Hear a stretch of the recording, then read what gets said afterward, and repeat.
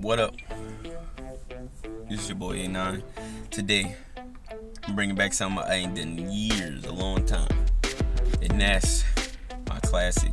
I won't say classic, but maybe classic. Wrestling reviews. I just finished watching Backlash 2020. You know what I'm saying? The greatest wrestling match ever. You know what I'm saying? We're going to talk about it. We're going to talk about the show.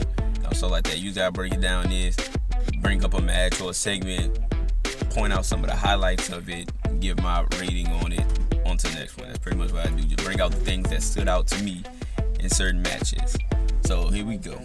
Alright, first was the little intro. I had a little video package just talking about the greatest match ever, Randy Orton versus Edge. And I just find it funny, or crazy pretty much, how just calling it the greatest wrestling match ever puts so much pressure on Edge and Randy Orton. And then they had a list of some of the greatest matches ever, and neither Edge or Randy Orton was in any of them. You know what I'm saying? So it's kind of a lot of pressure put on two people who aren't normally put in that list of having the greatest matches ever. Having that crowd, or having the performers be in the crowd while it's in the performance, it's kind of funny to me because I've never seen a wrestling crowd with so many physically fit and healthy looking people. Like, it's just weird seeing a whole bunch of buff people just cheering in the crowd. You know, I wouldn't say buff people, but buff people and shape people, you know what I'm saying? Just in the crowd cheering. It just kind of looks funny to me because you're so used to just seeing, you know, different shapes, different sizes, different everything when you're looking into a wrestling crowd. You know what I'm saying? You're going to have some super skinny people, some fat people, some, you know, it's just kind of funny to me. But the first match of the night, Alexa Bliss and Nikki Cross taking on the Iconics and versus Bayley and Sasha Banks in a triple threat tag team match. Now, they didn't have a lot of these triple threat tag team matches in the past couple years, especially involving SmackDown. I think Raw has had it too, but I feel like SmackDown has these triple threat tag team matches more than anybody. And at the beginning of the match, what's her name, Kayla or whatever, she interviewed Sasha Banks and Bayley. And I just find it funny that Sasha Banks and Bayley seem to be the only wrestlers that get interviewed before their matches in gorilla position. Everybody else gets interviewed in the interview area, but I feel like the last 2 or 3 pay-per-views I've seen, Bayley gets stopped in gorilla position and gets interviewed by Kayla or Charlie. I don't think I remember seeing Charlie do it, but I keep seeing Kayla always interview her in gorilla position. I don't know if that's just her thing that only she does, but it's just something I've noticed. Comes out with the most indie/ECW theme music I've ever heard in WWE. Like, I don't think anybody has a theme song that sounds like hers. The beginning of her theme song sounded like Seth Rollins' theme for a second. For a second, I thought Seth Rollins was coming out, but it was Bayley coming out. Which I noticed Seth Rollins did not have a match on Backlash, which I've been watching Raw every week, and I would think that he would go against like somebody, but they've never really built him facing someone at pay-per-view. They've more been building the tension between him and Rey Mysterio. Like, this is the first triple threat tag team match that I've seen in WWE where they actually do a triple threat tag team. You know what I'm saying? Because usually they'll have 2 people in the ring, and then the third team will just tag each other in. You know what I'm saying? That's usually how they do it, but I feel like this is the first one in a minute where they had 3 people start the match and it stays in that 3 people triple threat format. Billie Kay goes for a swing at Alexa Bliss, and it just looks so bad. Looks like she just and then backs away. It's like, hey, like, it's weird. They have a little tag team move where Bayley goes for a wheelbarrow and Sasha comes with a huge jumping knee, which I thought was cool. It threw me off guard. I don't think I've ever seen him do that move before. Peyton Royce goes for a crossbody suicide dive where she dives onto, I think it was Bayley and Sasha Banks, and they land onto Alexa Bliss and Nikki Cross. It looked good, but at the same time, it looked like it could have ended bad if it didn't go right.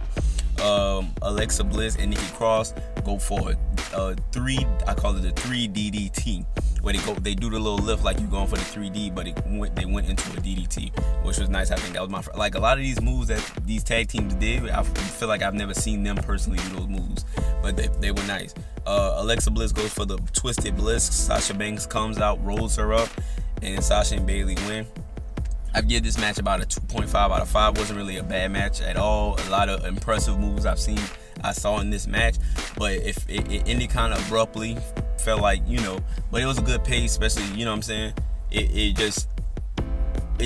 The pace picked up and then it ended almost immediately after that. You know what I'm saying? It wasn't really too long of a match. It wasn't the best tag team match, but it wasn't bad at all. You know what I'm saying? After this, Braun Strowman pulls up in a two-door Buick Grand National. Apparently, he's had this car, like this is like his prized possession that he's been showing on SmackDown for the past couple weeks, and the Miz and Morrison had destroyed it, something like that. I haven't seen SmackDown since it moved to Fox, because I used to at my job I'm off Mondays and Tuesdays, and that's when SmackDown used to come on. That's why I took those days off, so I could see Raw and SmackDown Monday and Tuesday. But then they moved it to Friday, and I haven't been able to watch SmackDown since they moved to Friday. But I'll talk about it later. But after everything they showed, just highlights SmackDown looks like the wildest show ever. Like everything that I've seen, I'm like, wow, I've been missing a lot, because they do some wild stuff on there. It goes on to showing that Jeff Hardy is getting arrested. Apparently he got in a car accident and hurt Elias, which I've noticed feel like every pay-per-view has something to do with Elias getting killed or somebody killing Elias. I feel like WrestleMania, somebody threw him off a roof.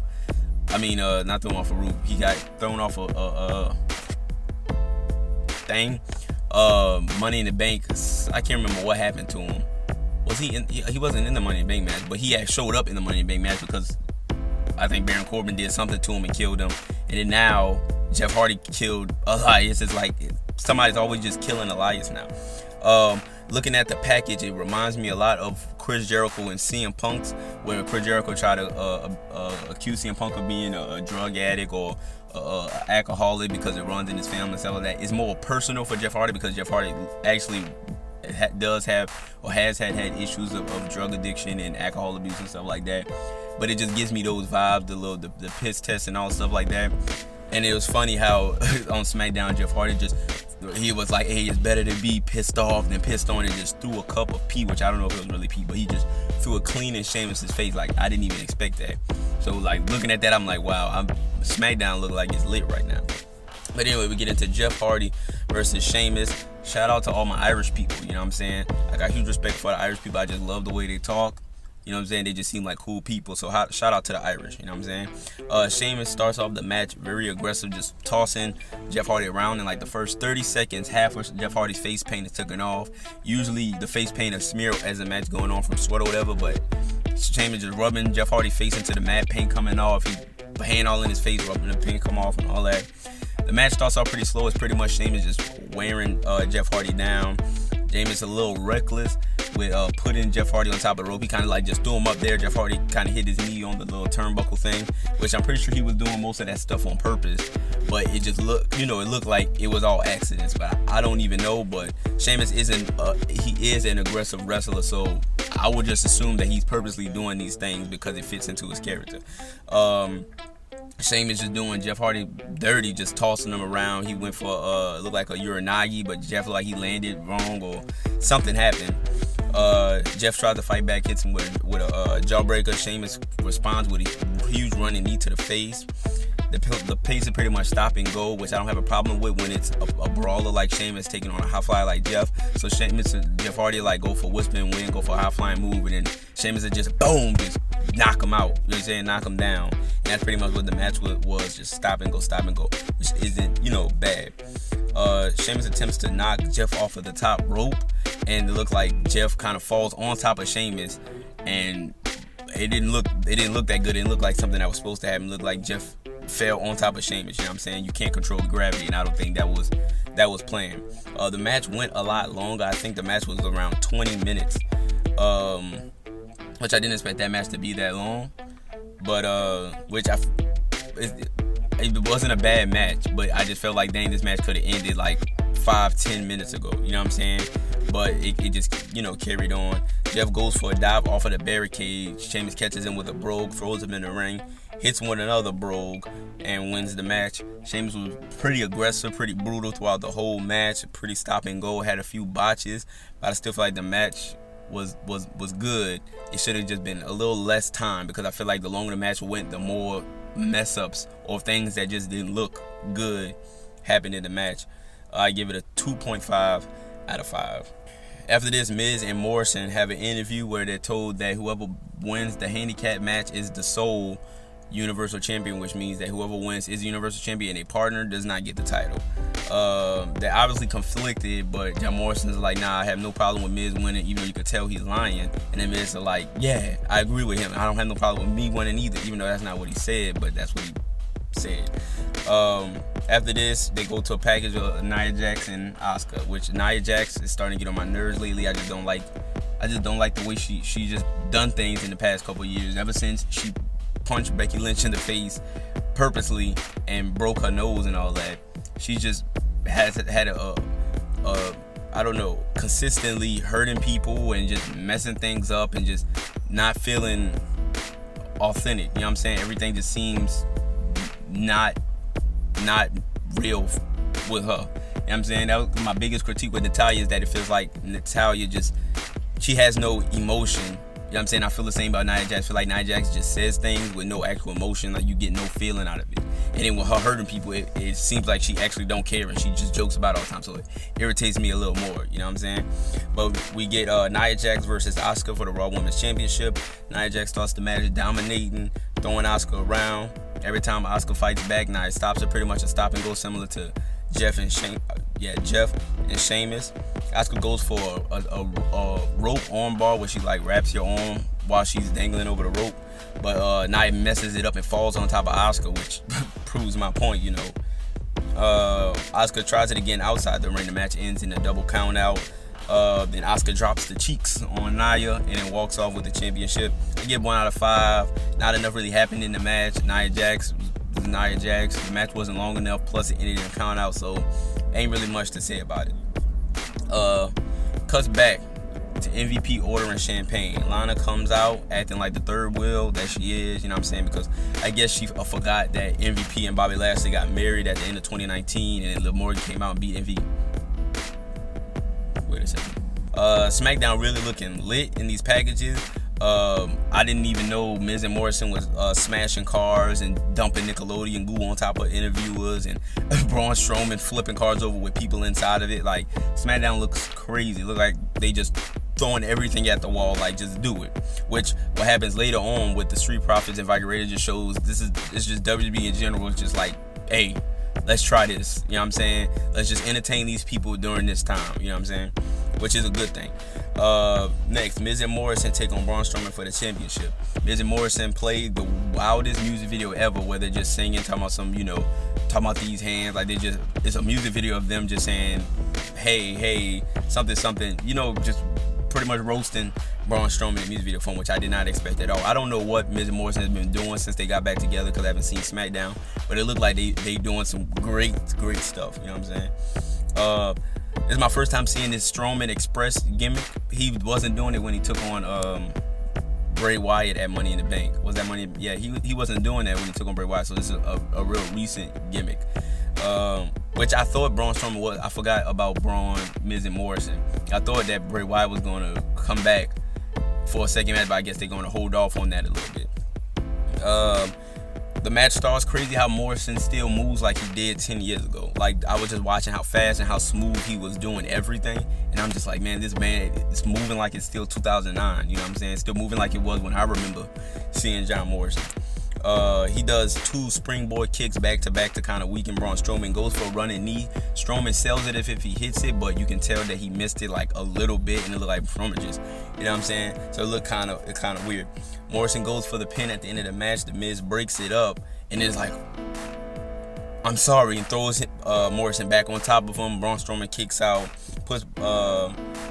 hits Morrison with the slam, and the match is over. I feel like it was a fun match. I feel like it was mostly to Morrison just being amazing at 40 years old. This man is 40 years old, doing corkscrew springboard spins and cartwheels and backflips and a whole bunch of parkour crazy stuff. You know what I'm saying?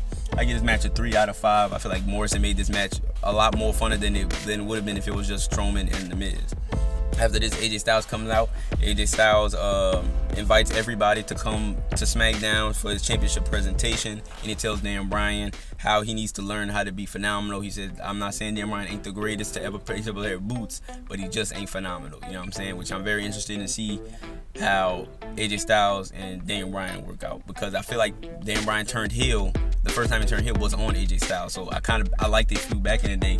So watching Backlash just has really made me want to watch SmackDown. You know what I'm saying? Which I feel like it's done a good job, because I've heard SmackDown hasn't been doing the best with ratings, and this show has made me been like, dang, I want to watch SmackDown. I want to see AJ Styles and Dan Bryan. I want to see people get dumped in goo. I want to see cars get flipped over and stuff like that. Like, it looks great. I want to see people get arrested and Jeff Hardy drenched in alcohol. You know what I'm saying? Next, Bobby Lashley takes on Drew McIntyre. My opinion on Drew McIntyre, I feel like Drew McIntyre is one of the best booked champions in a long time, because he rarely looks weak. And when he does, he always comes back. Like, he never looks weak. He always looks strong. And even if he is on the losing side of like a confrontation, it doesn't make him look bad at all. You know what I'm saying? And he's always entertaining his interviews, the way he interacts with the crowd and all stuff like that. Like, I heard that Vince doesn't really want much crowd interaction, but Drew McIntyre is like the guy now.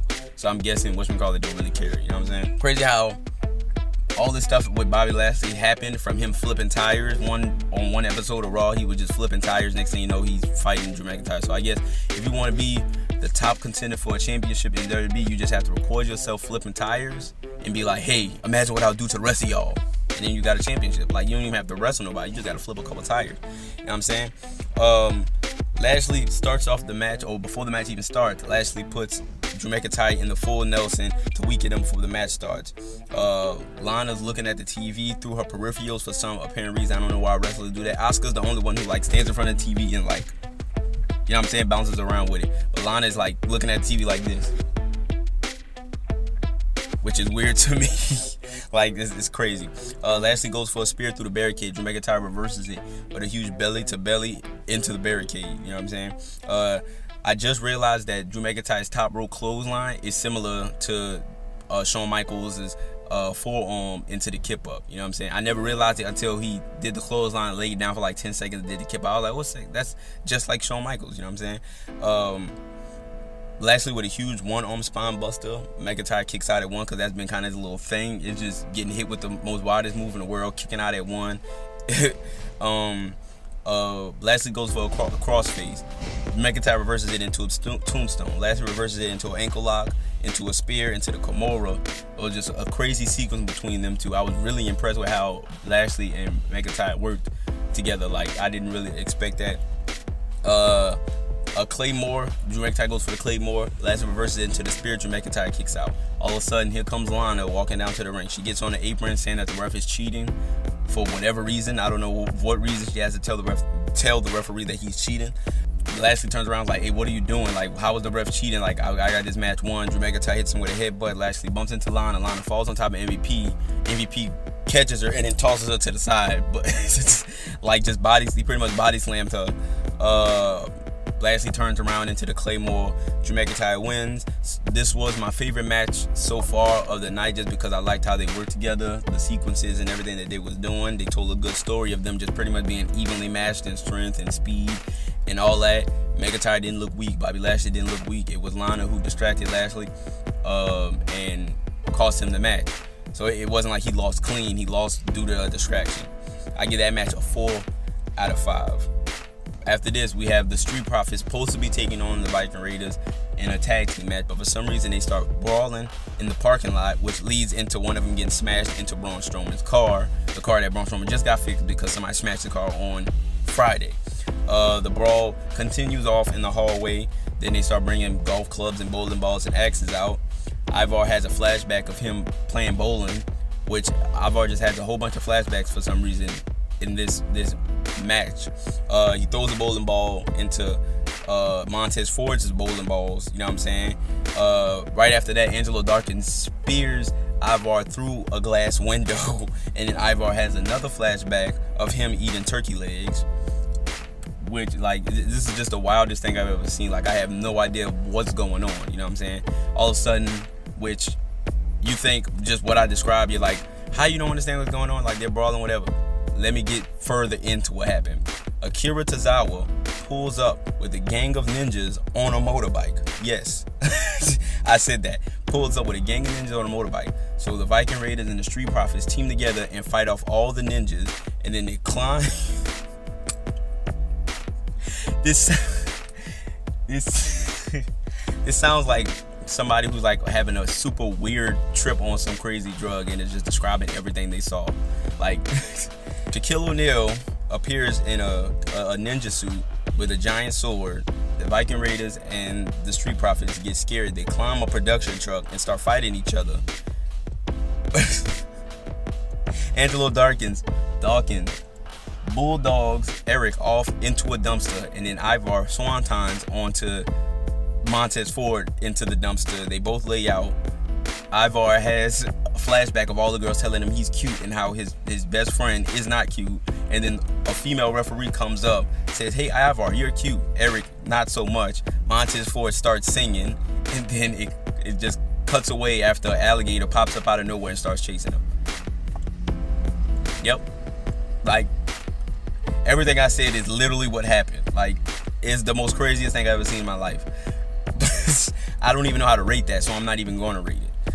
After this, they announced that the next pay-per-view is Extreme Rules. I'm very excited for Extreme Rules. I like to see what they're going to try and do. It seems like a lot of pay-per-views since the corona happened has been based on a theme. You know what I'm saying? Like a theme that they focused the whole pay-per-view around. WrestleMania was focused around the Firefly Funhouse match and the what's the match?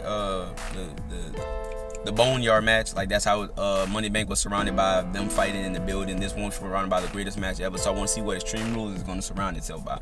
What's going to be the theme of Extreme Rules? I kind of like these themed pay-per-views. You know what I'm saying? Commentary says that this match between Edge and Randy Orton is going to have different type of production, different camera angles, different sound, audio changes, and all stuff like that. So I was interested once they said that. They make their interest in the theme music for the match starts playing in the background while Howard Finkel announces Edge and Randy Orton, which surprised me. They had the little Madison Square Garden thing come down like crazy. A lot of money was put into this match. Lil Nate comes out dressed like it's the 1980s, dressed like how Earl Hebner was dressed for all his matches back in the day with Hulk Hogan. You know what I'm saying? The match starts with a lock up into a face slam. Orton showed most of the match. At the beginning of the match, Orton just shows that everything Edge is gonna do, he can predict it. I've been doing this a lot longer because I've been active for the past 9 years. You've been going, so I know all the tricks. You pretty much going for the basic moves, and I could calculate all of them. It's a good story being told of Orton just being like, "Hey, I've been doing this. This is all coming natural to me. You still got to get into the rhythm." You know what I'm saying? A huge headbutt from Edge into a clothesline off the middle rope onto the apron. Randy Orton turns around all bloodied in the face. It looked like that headbutt kind of cut him over his eye. Orton later on goes for a backbreaker on Edge's neck, so it's pretty much a neck breaker, but it's that version where that Randy Orton does. Orton started focusing on Edge's neck most of the time. Orton looks up, I'm like, what is he looking at? I thought he was going to try and do a move with that little microphone that was dangling, but he was looking up at Eddie.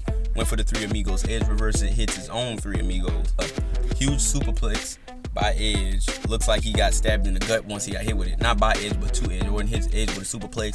And if you look at the face and how look at Edge's face, which Edge has been making some great faces to show his pain or show, he's just good at selling like that, facial selling. He looked like somebody just stabbed him in the gut. He's like, you know what I'm saying? Which is dope. They both go for a double crossbody, which reminds me of, I want to say, Randy Savage and Ricky Steamboat match. I'm thinking that's what it was a reference to. It was a lot of references to other wrestlers and other great matches in this match. Edge with execution, and Orton kicks out. Then Edge hits a crossbody off the top rope, looking so smooth. Look similar, which I keep saying these references to other wrestlers, similar to Randy Orton's crossbody that he used to do when he first started wrestling. His finisher was a crossbody. So I think Edge was making a reference to Randy Orton from back in the day. Edge goes for a crossface. Randy Orton reversed it into an Olympic slam, reference to Kurt Angle. The match at this point is about 30 minutes in, or around 30 minutes in, and it's still pretty good. They're just pulling moves out, kicking out of everything. It doesn't seem, of course, from the jump, the match is forced, but it's forced, but it feels good for wrestling fans because there's a lot of references to other wrestling matches. You know what I'm saying? Edge hits an Unprettier, which was the second shout out to Christian, because the first one was Randy Orton would run into the ropes, and Christian used to do that thing where he like slide in between the ropes and go for a back kick. Edge did that early in the match. So that was his second reference to Christian, who pretty much told Edge, hey, you don't have that fire like you used to. I want that fire that you used to have. Orton hits a pedigree on Edge. Edge kicks out. Reference to Triple H. Edge hits a rock bottom. Orton kicks out. Reference to The Rock. Orton hits an RKO on Edge. Edge kicks out. The match just gets really crazy. It's just them pretty much hitting anything and everything they can, and they just keep kicking out. I just feel some type of way about using other wrestlers' finishers and having it being kicked out. It's because this is the move that the wrestlers was using on each other to finish the match, and y'all are just using it like it's DDTs and suplexes. You know what I'm saying? But it still was a crazy match just watching it. Edge hits 2 spears back to back on Randy Orton. Randy Orton kicks out. Randy Orton hits an RKO on Edge. Edge kicks out. Then to end the match, Orton punts Edge and wins. Definitely, in my opinion, match of the night was the longest match, of course, but it had a good story, a lot of false finishes, a lot of references to other wrestlers and other matches. So I'm not mad at it at all. It was fun to watch, interesting to watch. It's hard to tell when the match was going to end. I kept thinking every time he hit RKO, oh, it's going to end here, and he just kept kicking out. When he hit the spear, I was like, oh, it's going to end here. Like, even if you felt like it was going to kick out, or like even when you thought it was over, it wasn't over. And when he hit that punt, which is a move Orton hasn't hit in forever, he rarely hits, that's what ended it. So I give that match a 5 out of 5. After all this, overall, I give the show a 3 out of 5. I feel like it was a good show with a couple of great matches. A couple matches I feel like carried on too long, like Jeff Hardy and Sheamus went on a little too long, especially because the stop and go offense. When you have a match that stop and go like that and keeps carrying on, eventually it gets boring. It starts getting predictable. The stop and go stuff. A few matches didn't seem as important as they should have been. I feel like the Nia Jax and Asuka match didn't feel like I didn't care enough about it. I love Asuka. Asuka, one of my favorite female wrestlers. But Nia Jax being in it, I just didn't care about it as much as I felt like I should. This pay-per-view overall has piqued my interest in wanting to see what's going on SmackDown, because it's like they're just doing the most wildest, outlandish stuff, specifically Miz and Morrison, but also with Jeff Hardy throwing pee in Sheamus' face and getting arrested for killing Elias for the 3rd time. You know what I'm saying? Edge and Orton stole the show, in my opinion, which they should have. The expectation on them was to pretty much steal the show, because the show was built around this specific match. The pay-per-view was called Backlash, the greatest wrestling match ever, and the poster was Edge and Randy Orton. So they had to have the best match on the show. Not a special by any means. It's got me looking forward to Raw. And I might just try and sneak in SmackDown. Like I said, I work on Fridays, Saturdays, and Sundays, so I'll have to sneak in seeing what's going on SmackDown somehow, some way. But overall, good show. Like I said, a 3 out of 5. The next pay-per-view is Extreme Rules, so my next wrestling review is going to be Extreme Rules. That's it for me. It is hot in this car. I'm out. Too sweet.